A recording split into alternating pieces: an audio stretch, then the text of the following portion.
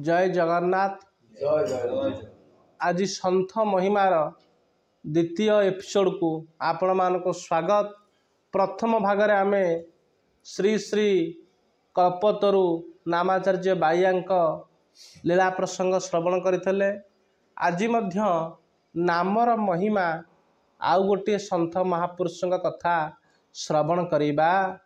एना साधु संग बिना सन्थ कथा बिना जीव उद्धार पाई पारे नाही।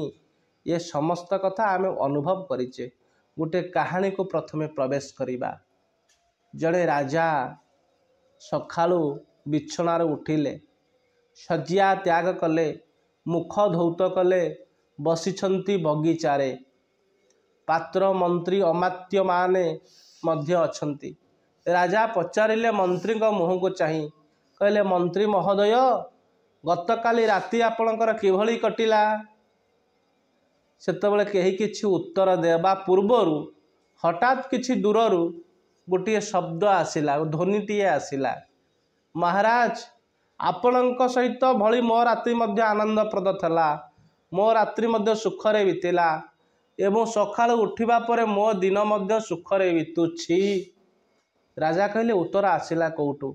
संगे संगे सैन्य माने खोजिले, खोजु खोजु पहुँचले राजांकर गोटे बगीचा अछि। से बगीचा भितर गोटे चूला अछि, चुलीटे अछि।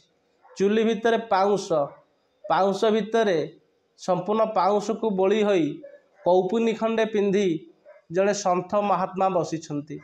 सन्थ महात्मा को धरी आनिले। राजा सन्थ को देखि दंडवत कले, प्रणाम कले। आपण मानकु समस्त को निवेदन, जेतबेले सन्थ महात्मा को आपण माने दर्शन करिवे सेतबेले तांको मुंड लगेई मुंडिया मारिबार विधान अछि। आमे तो आजिकली साधु सन्त मानकु प्रणाम करिया पई सत्य आमको केते कष्ट, केते अश्रद्धा मानक जीवन रे अछि। राजा मुंड लगे दंडवत प्रणाम कले, आसन रे बसिबा को देले। राजा जोड़हस्त मुद्रा रे पचारिले, कहले महात्मा आपण सोईथिले चुली भितरे, आपणक देहरे संपूर्ण पाउंस गुड़िए बोली हो जाइछंती, भस्म बोली होइछंती। ये शीत दिन, शीत राति, आपणक देहरे किछि घोड़ी हेबा पई नथला, शीतरे थरुथेबे। मु सोईथली तुली तलप सज्जारे, कंबल घोरी होइथली, मु शीत वस्त्र परिधान करिथली। तो आपणक मो सहित आपणक राति किभली समान रे कटिला। मो राति सुखरे बीतुथबा बेले आपणक रात्रि दुखरे बीतुथला। सन्थ कहले, हे राजन तुमे शीत वस्त्र पिंधिथल, तुमे घोड़ी मध्य होइथल, तुमे पलंक उपरे बिछणारे उत्तम सज्जारे शोइथल। मु शोइथली कोउठी ना चुली गदार, चुली नियार पाउंस भितरे, उष्म पाउंस द्वारा मते शीत हो नथला। किंतु निद हेई गला परे तुमे जानि नथल तुमे सज्जारे शोइछ बोली, मते मध्य निद हेई गला परे मु जानि नथली मु चुली भितरे शोइछि बोली।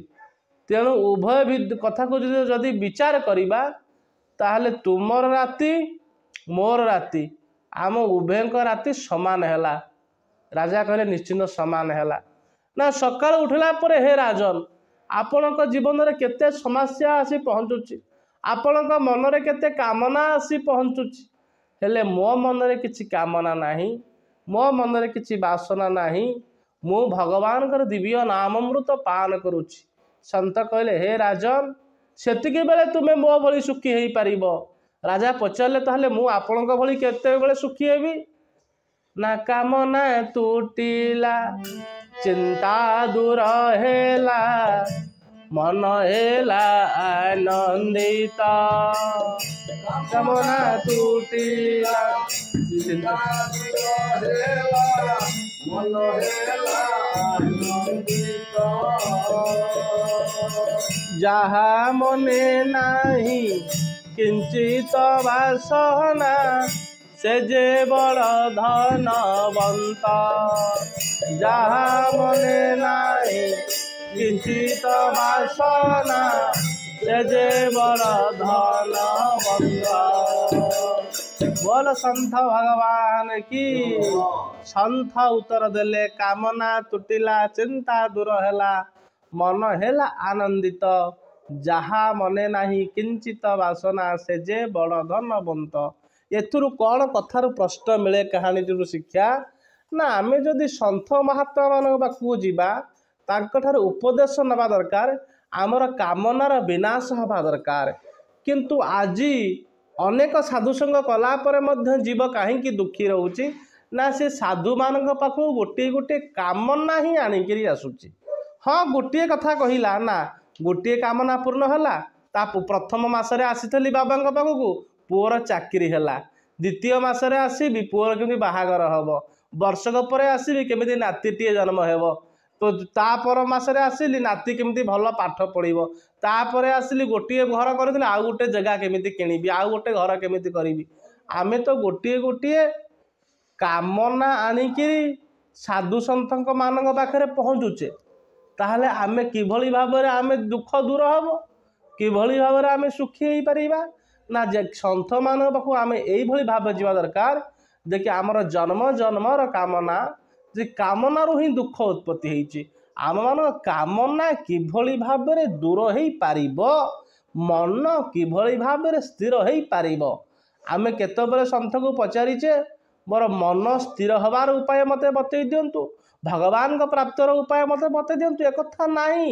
ଆମର ବ୍ୟବସାୟିକ ଜୀବନ ଚାଲିଯିବୁ, କିଛି ଦକ୍ଷିଣା ଦେଇଦେବୁ, ଆମର ଗୋଟିଏ କାମନା କ'ଣ ପୂର୍ଣ୍ଣ ହେଇଯିବ। ଯଦି ଆମର କାମନା ପୂର୍ଣ୍ଣ ହେଲା ତାହେଲେ ବାବା ଭଲ, ଯଦି କାମନା ପୂର୍ଣ୍ଣ ନହେଲା ତାହେଲେ ବାବା ହେଉଛନ୍ତି ଠକ। ପ୍ରକୃତରେ ଆମେ ଠକୁଛେ କାହାକୁ?